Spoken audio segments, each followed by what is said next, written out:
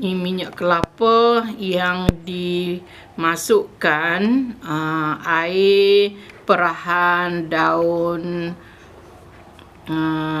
lidah mertua ataupun lidah jin.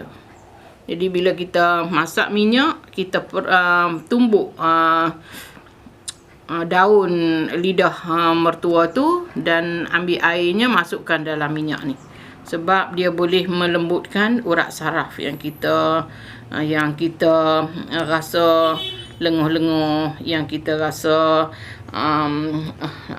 ada masalah saraf, sama ada di tangan atau di mana-mana.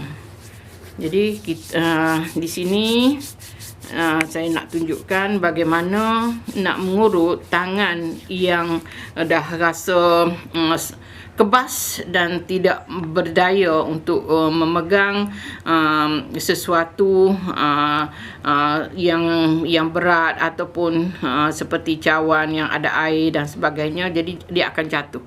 Jadi cara nak mengurutnya, tengok di bahagian pangkal jari dulu. Ni bahagian pangkal jari ni. Jadi kita terus ambil ni, kita panggil tanduk kerbau yang telah diproses, yang dibeli daripada syarikat Elken. Jadi mudah kita urut di sini. Kita mudah urut. Jadi kalau kita rasa lenguh daripada sini ke jari-jari semua, kita urut dulu di sini. Kita urut di sini. Jadi segala lendir-lendirnya di sini ni dia akan hancur. Dia akan bunyi ni. Ni dia akan bunyi ni. Itu menandakan urat kita dah tersumbat. Urat kita dah tersumbat, dan jadi dia akan melemahkan saraf tu, lalu tangan kita ni tak terasa untuk pegang sesuatu. Jadi mungkin satu masa dia akan stroke tangan ni. Jadi buat urut di tengah-tengah ataupun di celah-celah jari ni. Dia tengok ni. Jadi tangan saya ini pun dah rasa kebas sebab terlalu lama buat kerja, kita terlalu lasak. Jadi dia jadi macam dah tak berdaya, tak ada kekuatan dah untuk pegang sesuatu yang berat-berat. Jadi cuma sekarang ni kita boleh urus diri sahaja. Jadi untuk melegakan daripada berterusan menjadi lemah, kita urut di bahagian-bahagian sini. Jadi di celah-celah ni pun, ni di celah-celah urat di tapak tangan ni pun, bila kita urut dia terasa di hujung-hujung jari ni. Terasa di hujung-hujung jari tu. Jadi kita urutlah setakat mana yang kita mampu. Jadi kita tekan ke bahagian dalam tapak tangan ni, kita ambil di celah-celah ni, di celah antara ibu jari dengan jari ni. Di sini pun kita akan rasa bagaimana di hujung-hujung jari ni rasa kesakitan itu, yang bila kita urut di sini. Dia akan rasa di hujung-hujung jari ni. Jadi kita urutlah di sini sampai kita rasa lega setiap hari lah. Kalau di sini pula, kalau kita tengok di sini ni, dia ada biji-biji ni. Ni urat-urat kita dah tersimpul-simpul ni. Dia akan bunyi kerik di sini. Jadi kalau kita urut selalu, dia akan lega, dia akan hancur bahagian-bahagian yang ada biji-biji ni. Jadi kalau kita biarkan saja, kita duk makan ubat, lama-lama ubat itu akan sumbat balik urat saraf ni, lagi makin teruk. Dia bukan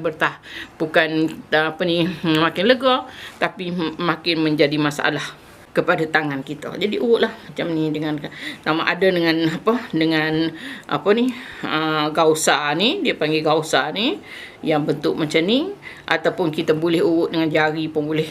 Ni dengan tangan kita sendiri kita urutlah. Di mana kita terasa yang biji-biji yang jadi lenguh-lenguh tu, kita urutlah selalu di sini-sini semua. Jadi buatlah 10 kali sehari ke untuk jari ni. Tak bau ni. Jadi kita tarik dia ke sana. Kemudian di mana lagi kalau hujung ni kita rasa masih lagi kebas-kebas, kita urutlah hujung tu.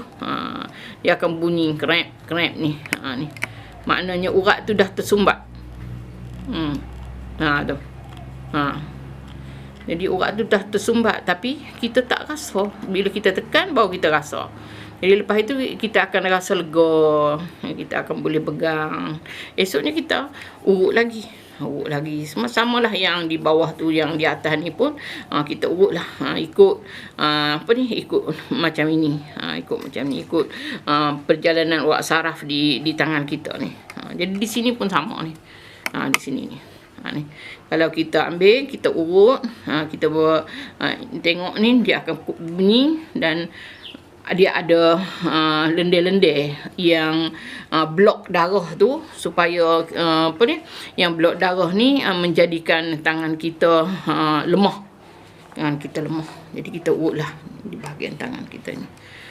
Sebagai aktiviti kita yang sudah berehat daripada bekerja. Tapi kalau masih lagi ada orang yang masih bekerja, mencari nafkah apa semua tu, tak ada masalah untuk urut tangan sendiri.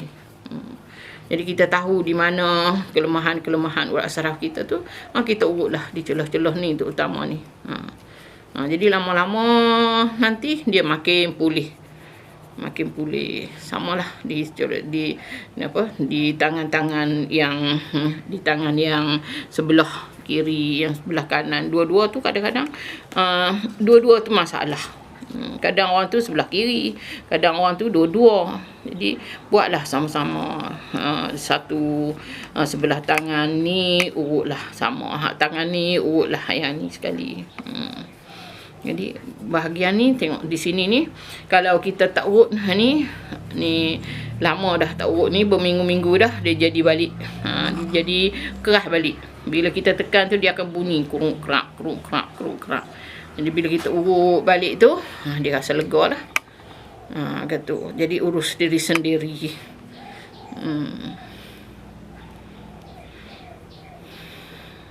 Di tangan ni, bahagian ini semua sekali ni. Jadi uruslah, urut semua sekali ni dengan slow-slow. Kalau mau awal-awal tu sakit, urut sikit-sikit dulu. Kalau lama dah kita urut tu, dia rasa lega, tekan sikit. Lama-lama dia rasa kita bangun pagi pun dia tak rasa cekang dah. Kalau kita tak urut, dia bangun pagi kita nak rapatkan macam ni tak boleh. Kita nak rapatkan macam ni tak boleh. Jadi kalau kita urut selalu, kita akan dapat buat macam ni pun, kita exercise tu dia rasa lega lah sikit. Gitu.